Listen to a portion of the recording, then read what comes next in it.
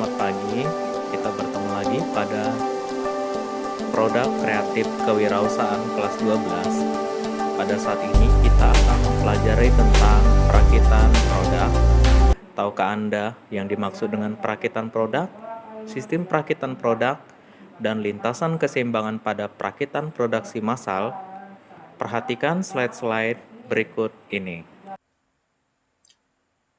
Perakitan adalah suatu proses penggabungan beberapa komponen, baik itu barang jadi atau setengah jadi, menjadi suatu produk baru tanpa mengubah bentuk fisik dan susunan kimiawi komponen-komponen pendukungnya. Metode perakitan terdiri atas 3, yaitu metode perakitan ditinjau dari proses penyambungan komponen. Yang pertama, metode kaskad, yaitu metode perakitan antara komponen dengan langkah yang berurutan. Metode perakitan ini banyak digunakan dalam sistem penggabungan yang menggunakan ripet atau paku keling. Proses ripeting dilakukan dengan menggunakan alat sederhana. Metode keseimbangan adalah proses penyambungan komponen-komponen dengan menggunakan spot welding. Metode perakitan dengan lost spot ini umumnya digunakan untuk penyambungan pelat-pelat tipis. Metode bongkar pasang atau knockdown. Metode bongkar pasang dilakukan secara berurutan juga, tetapi dapat dibongkar pasang, seperti perakitan meja belajar dari bahan partikel atau merakit antena televisi. Metode perakitan ditinjau dari sifat komponen yang dirakit. Metode perakitan yang dapat ditukar-tukar. Metode perakitan ini memungkinkan komponen-komponen yang akan dirakit dapat ditukarkan satu sama lain, interchangeable. Pada metode ini, semua komponen dibuat oleh suatu pabrik secara massal dan telah distandarkan, baik menurut ISO, DIN, JIS, dan lainnya. Perakitan dengan pemilihan. Metode perakitan ini dengan pemilihan juga menggunakan komponen-komponen yang dihasilkan dengan produksi massal. Hanya saja setiap komponen memiliki pengukuran tersendiri menurut batasan-batasan ukuran. Perakitan secara individual. Pada metode perakitan secara individual, proses pengerjaan tiap-tiap komponen tidak dapat dipisahkan dari pasangannya. Proses perakitan harus dilakukan secara berurutan tergantung bagian yang sebelumnya.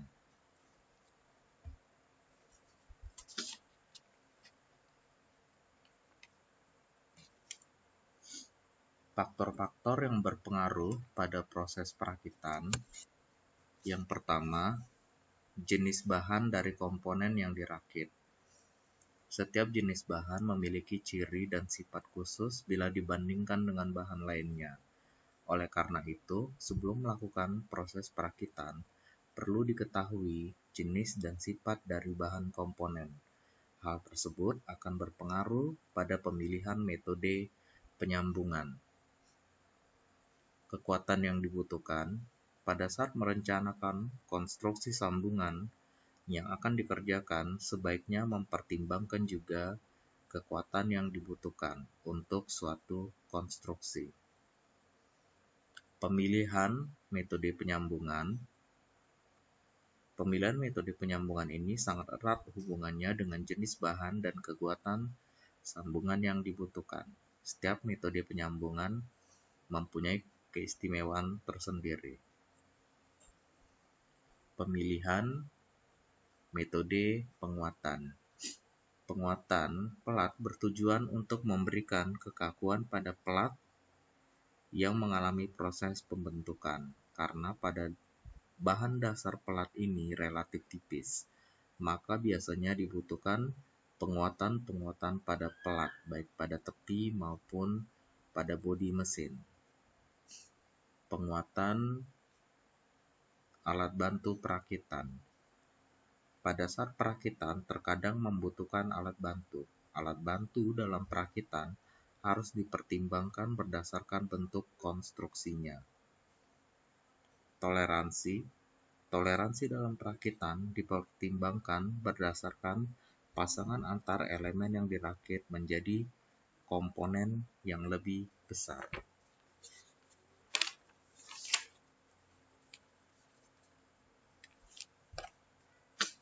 Bentuk tampilan produk. Bentuk atau tampilan suatu produk sangat mempengaruhi terhadap nilai jual produk itu sendiri. Tampilan pada dasarnya diawali dari gambar atau desainnya. Ergonomis, kesesuaian antara produk dengan kenyamanan si pemakai dalam perakitan disebut dengan ergonomis. Finishing. Finishing atau pekerjaan akhir merupakan bagian yang sangat penting dalam proses perakitan. Finishing ini akan memberikan tampilan terhadap nilai jual produk. Dengan finishing yang baik, maka tampilan produk pun akan lebih baik.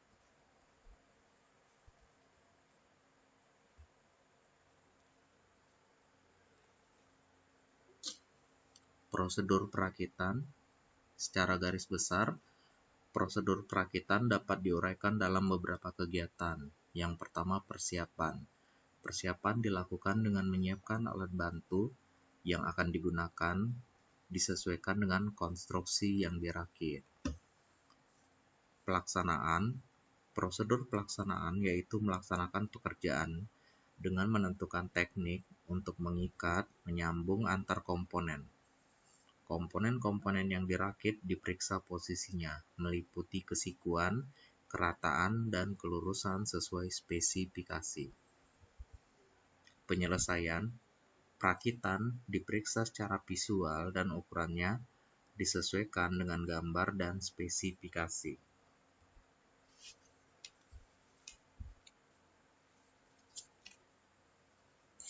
Peta proses perakitan.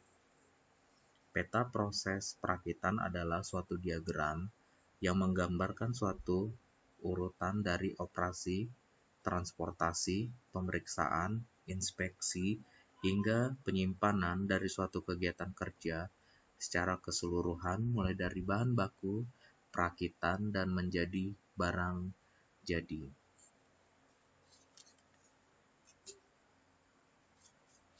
Prinsip pembuatan peta perakitan. Pertama, pada baris paling atas dinyatakan sebagai peta proses perakitan yang diikuti oleh identifikasi, seperti nama objek, nama pembuat peta, tanggal dipetakan, cara lama atau cara sekarang. 2. Material yang akan diproses diletakkan di atas garis horizontal. 3. Lambang-lambang ditempatkan dalam arah vertikal, menunjukkan terjadinya perubahan dalam proses dan perpindahan tempat. 4. Penomoran terhadap suatu kegiatan operasi diberikan secara berurutan sesuai dengan urutan operasi yang dibutuhkan untuk pembuatan produk tersebut. 5. Penomoran terhadap suatu kegiatan pemeriksaan diberikan secara tersendiri dan prinsipnya sama dengan penomoran untuk kegiatan operasi.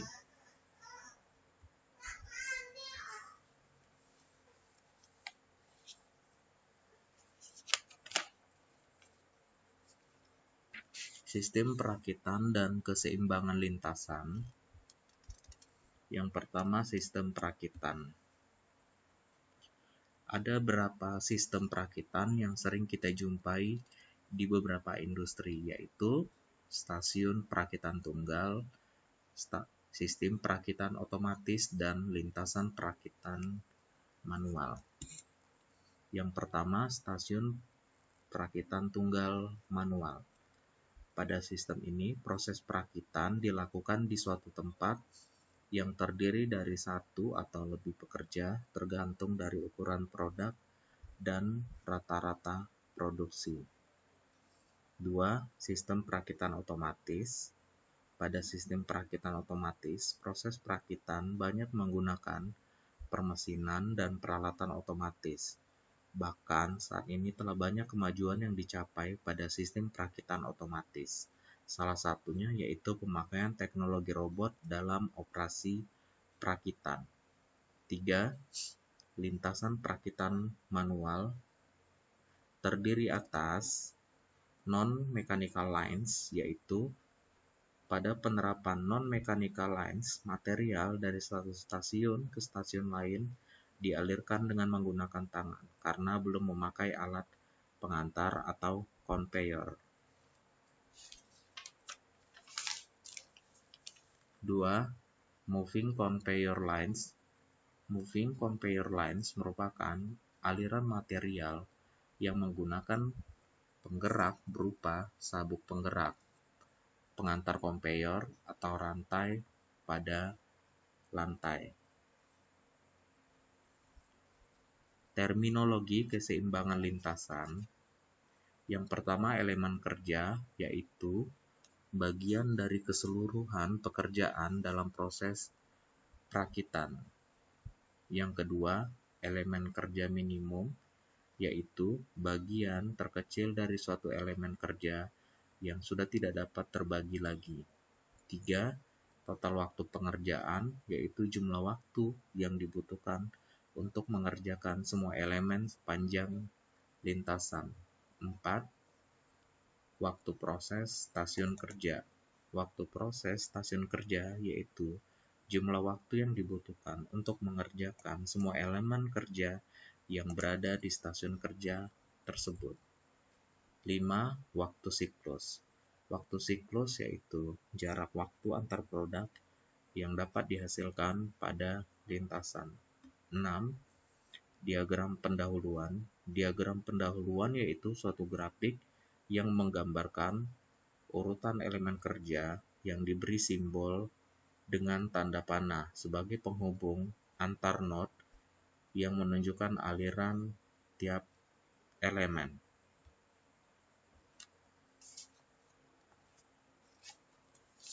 Konsep keseimbangan lintasan sering disebut juga keseimbangan lini perakitan.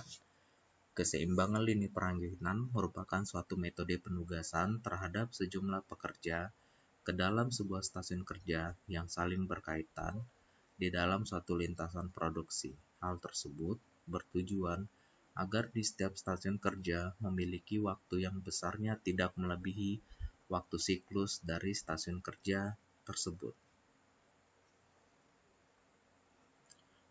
Metode keseimbangan lintasan.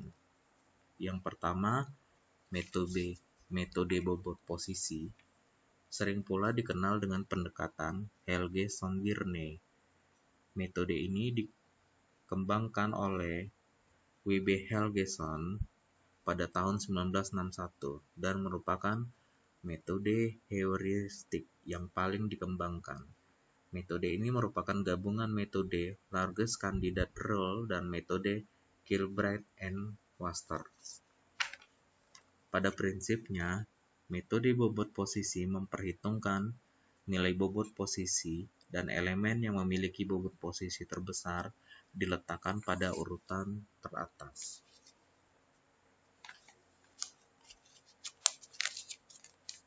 Dua, metode pembebanan berurut. Pada pembebanan berurut sejatinya merupakan metode yang mengatasi kelemahan pada metode bobot posisi. Pada metode ini, langkah-langkah penugasan pekerjaan pada stasiun kerja memiliki urutan prioritas pembebanan pekerjaan yang berbeda dengan metode bobot posisi. 3. Metode pendekatan wilayah. Metode pendekatan wilayah dikembangkan oleh Bedworth.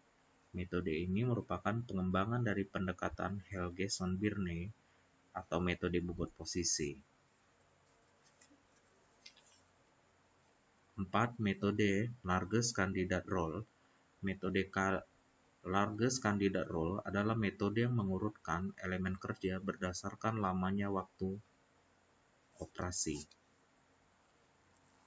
5. Metode Kilbride and Waster. Teknik ini pertama kali dikembangkan pada 1961 dan diterapkan pada persoalan keseimbangan lintasan yang rumit dan dapat memberikan solusi yang baik. Metode ini merupakan metode heuristik yang menyeleksi elemen kerja berdasarkan posisinya pada diagram pendahuluan. Elemen yang berada di depan dan diagram akan diproses terlebih dahulu.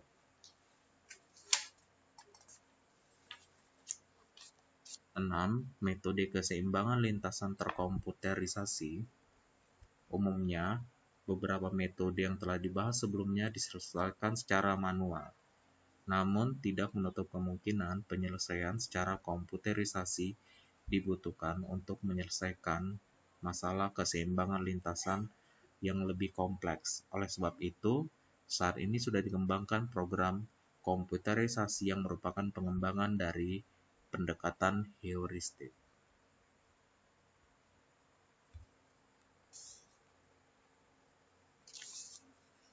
Rancangan perakitan. Rancangan perakitan adalah suatu rancangan produk manufaktur yang dibuat agar sistem perakitan lebih efisien dan lebih produktif. Metode Booth-Riot. Metode ini didasarkan pada studi yang mendalam dari operasi perakitan. Metode ini bertujuan menentukan parameter operasional untuk menyelesaikan persoalan biaya dan waktu perakitan. Studi-studi percobaan telah dilakukan untuk mengukur pengaruh dari simetri, ukuran, berat, ketebalan, dan fleksibilitas pada waktu angkat manual.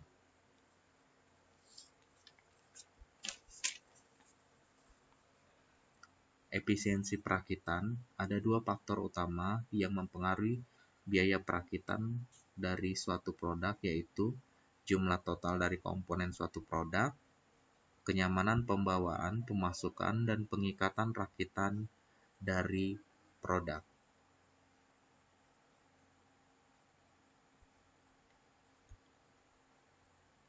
Klasifikasi sistem untuk pembawaan manual.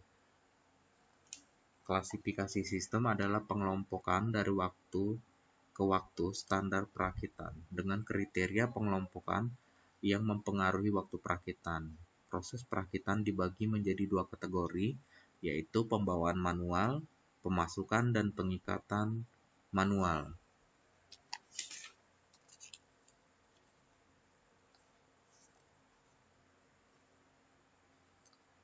Ergonomi atau human factor adalah ilmu yang membahas tentang kelebihan dan keterbatasan manusia dan secara sistematis memanfaatkan informasi-informasi tersebut untuk tujuan rancang bangun sehingga dapat terbentuk produk, sistem, atau lingkungan kerja yang lebih baik. Tujuan yang akan dicapai dari ergonomi dalam suatu sistem kerja perakitan adalah membentuk atau meningkatkan sistem kerja yang terdiri dari manusia, pekerjaan, perkakas, dan peralatan, tempat kerja dan area kerja yang efisien, nyaman, dan aman dalam perakitan.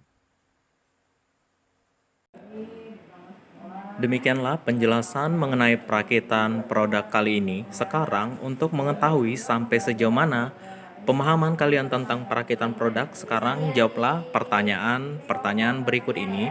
1. Apa yang dimaksud dengan perakitan? 2. Apa yang dimaksud dengan metode perakitan kaskad? 3. Sebutkan dan jelaskan faktor yang berpengaruh pada proses perakitan produk. 4. Apa yang dimaksud dengan ergonomis? Saya berikan waktu pengerjaan 4 hari. Selamat pagi, tetap semangat.